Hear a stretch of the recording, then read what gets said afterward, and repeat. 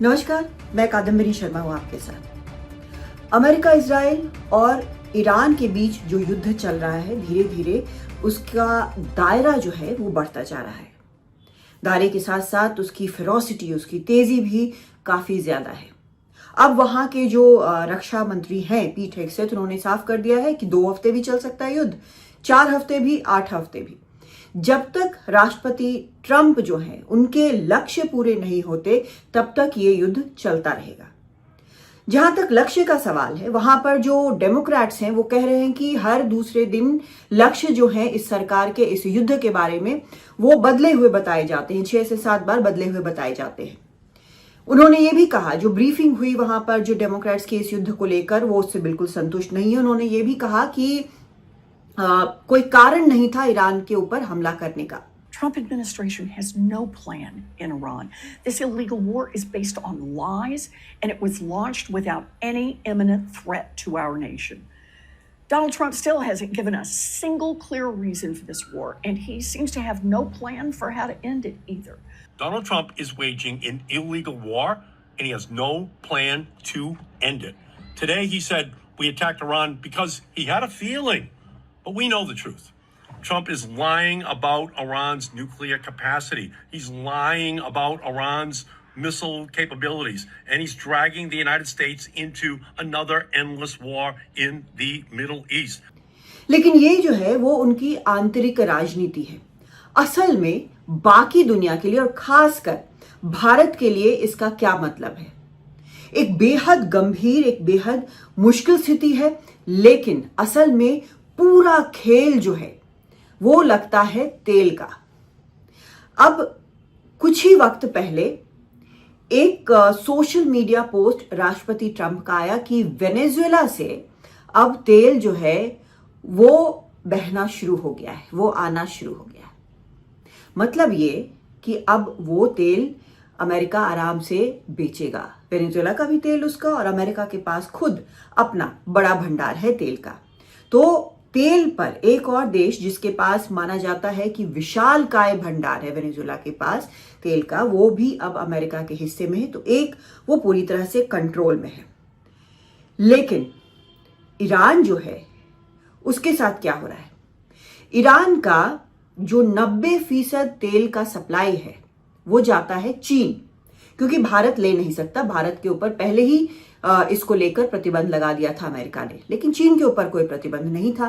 तो 90% ईरान का तेल जो है वो चीन जा रहा था। ईरान, आपको याद होगा कि रूस से भी तेल ले रहा है और ईरान से भी, और बाकी जो देश जिनके ऊपर कोई प्रतिबंध नहीं था जिनके तेल पर, उनसे भी तेल ले रहा है। तो पहला इंपैक्ट जो हो रहा है वो ईरान से चीन जाने वाले तेल पर हो रहा है, क्योंकि अब ईरान से तेल चीन नहीं जाएगा। तो वो एक कमी आई है। भले ही ये हो सकता है कि चीन ने बड़ी मात्रा में तेल जमा कर रखा हो। स्ट्रेट ऑफ हॉर्मुज, वो जो 33 किलोमीटर का जो एक शिप गुजरने का जो रास्ता है, वो ईरान ने बंद कर दिया है। वहां पर कई जहाज जो हैं उनको निशाना बनाया गया है, और वहां से अब जहाज जो है वो नहीं गुजर रहे। तेल का आना जाना या बाकी गुड्स का आना जाना वहां से बंद है। इसका असर किस पर हो रहा है? इसका असर हो रहा है भारत पर, इसका असर हो रहा है जापान, साउथ कोरिया, और यहां तक कि यूरोप पर भी इसका असर हो सकता है। तो ये जो बंद हुआ है उसका असर न सिर्फ ईरान पर बल्कि भारत, चीन और बाकी देशों पर भी पड़ रहा है। भारत पहले से ही ईरान से तेल नहीं ले रहा, जैसा मैंने बताया, और रूसी सैंक्शन के कारण अब रूस से भी तेल नहीं के बराबर आ रहा है। पहले जो मात्रा थी वो बहुत कम हो गई है। तो ये एक मुश्किल स्थिति भारत के लिए है।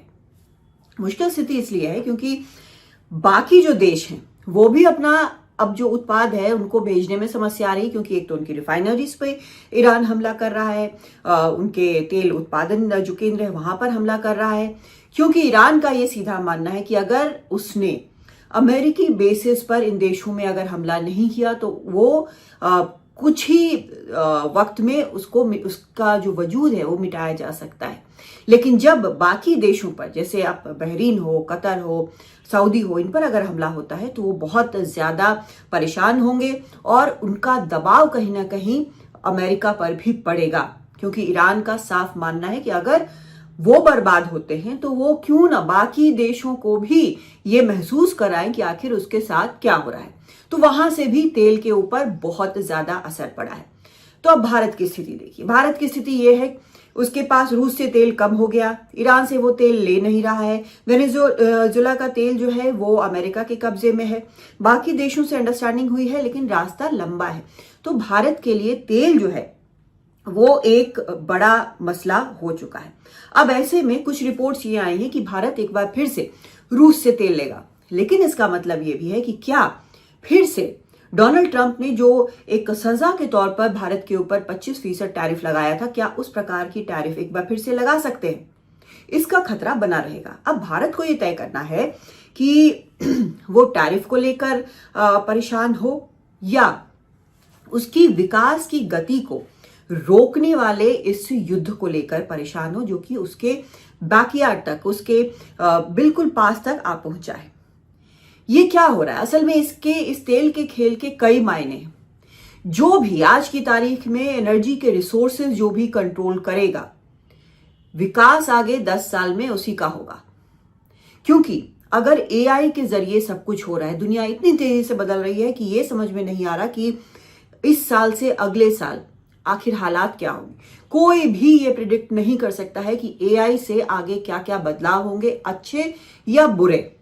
हो भी सकते हैं, नहीं भी हो सकते हैं। बात नौकरियों की भी है, बात एनर्जी सोर्स जो एआई को चलाने में लगते हैं उन पर भी है। तो चुनौतियां कौन सी हैं? चीन सबसे बड़ी चुनौती है एआई में। वो दिन दुना रात चौगुना वो तरक्की करता रहा है, वो काफी आगे माना जाता है। तो जब उसका एनर्जी सोर्स जो है वो कर्टेल होगा, वो कम होगा, तो उसके इस तेज गति से आगे बढ़ने पर एआई के क्षेत्र में भी कहीं ना कहीं असर पड़ेगा। हालांकि मानना ये चाहिए कि वो इसका इंतजाम शायद बेहतर तरीके से कर पाएगा एनर्जी सोर्सेस का। भारत लगातार कोशिश कर रहा है एआई के क्षेत्र में आगे बढ़ने का। जो इस तरह का युद्ध है, जो इस तरह से इसे फैलाया गया है, जिस तरह से एनर्जी रिसोर्सेस पर अब कंट्रोल करने की पूरी कोशिश अमेरिका की नजर आ रही है, भारत पर भी इसका एआई को लेकर बहुत असर पड़ेगा। और जो वो इंडस्ट्रीज जो कि बहुत ज्यादा एनर्जी इंटेंसिव हैं, यानी उनके लिए तेल या गैस की बहुत जरूरत पड़ती है, उन पर आप देखेंगे कि धीरे धीरे उनमें कटौती होगी, क्योंकि तेल अभी फिलहाल बचाने की, एनर्जी बचाने की कोशिश होगी। लेकिन युद्ध अगर लंबा चलता है तो क्या ये इंडस्ट्रीज जो हैं उनको काम रोकना पड़ेगा? ये एक बड़ा खतरा है। ये हो सकता है, क्योंकि अभी तक साफ नहीं है कि युद्ध कब तक चलेगा। तो ये एक बहुत बड़ा फैक्टर लगातार है। मैंने ये कहा कि एनर्जी रिसोर्सेज कौन कंट्रोल करेगा, इस पर बहुत कुछ निर्भर करता है। कई लोग ये कह रहे हैं कि अगला जो निशाना होगा डोनाल्ड ट्रंप का, वो क्यूबा होगा। लेकिन असल में पिछले दरवाजे से कहीं ना कहीं कोशिश ये भी है कि रूस को भी कंट्रोल किया जाए। लेकिन रूस एक युद्ध में उतरा हुआ है। रूस के लिए इसके क्या मायने हैं, इस युद्ध के क्या मायने हैं? आपने देखा होगा कि जब पूरी दुनिया का ध्यान जो है वो मिडिल ईस्ट पर है, वहां पर देखा जा रहा है कि कैसे तेल के उत्पादन पे कमी आ रही है, कैसे वहां पर से उत्पाद नहीं पहुंच पा रहे हैं, कैसे युद्ध का दायरा फैलता जा रहा है। तो क्या हो रहा है? इस बीच रूस ने लगातार हमले किए हैं यूक्रेन पर। रूस ने यह भी कहा है कि 1 महीने बाद क्यों चाहता है यूरोप की गैस सप्लाई बंद हो, वो अभी गैस सप्लाई बंद कर सकते हैं। यानी एक तरह से वो यूरोप पे भी दबाव बना रहा है। यूरोप पर अगर दबाव बनता है और यूरोप इस दबाव में आता है, तो अमेरिका ने पहले ही जैसे यूक्रेन के प्रति रवैया अपनाया है, तो ये युद्ध जो है वो किस दिशा में जाएगा ये कहना बहुत मुश्किल नहीं। हालांकि यूक्रेन ने लगातार जबरदस्त जवाब दिया है, लेकिन फिर भी हालात यूक्रेन के लिए बेहद मुश्किल है। तो जब तक युद्ध से उबरेगा, ये मानना गलत होगा कि रूस के ऊपर युद्ध का असर नहीं पड़ा है, वहां भी काफी असर पड़ा है। तो जब तक रूस इस युद्ध से उबरेगा तब तक अमेरिका काफी आगे बढ़ जाएगा। तो चीन को रोकने की कोशिश, रूस अपने आप उलझा हुआ है, उसको वक्त लगेगा। भारत को रोकने की कोशिश, इन सब चीजों को लेकर। और एक जो एडिशनल इसमें होगा फायदा, वो होगा इजराइल का, क्योंकि अगर वहां पर ईरान जो है वो घुटने टेक देता है तो इजराइल इस पूरे क्षेत्र का एकमात्र बादशाह होगा, क्योंकि बाकी देश इस तरह के युद्ध में उलझना नहीं चाहते। उनका ध्यान अपने आर्थिक गतिविधियों पर है। तो ये जो एक पूरा युद्ध है, इसमें कई निशाने हैं। एक तीर से कई निशाने लगाए जा रहे हैं, लेकिन इसका खमियाजा युद्ध करने वाले से ज्यादा जो आसपास के लोग हैं, जैसे आसपास के देश हैं, उनके ऊपर असर पड़ेगा। नमस्कार।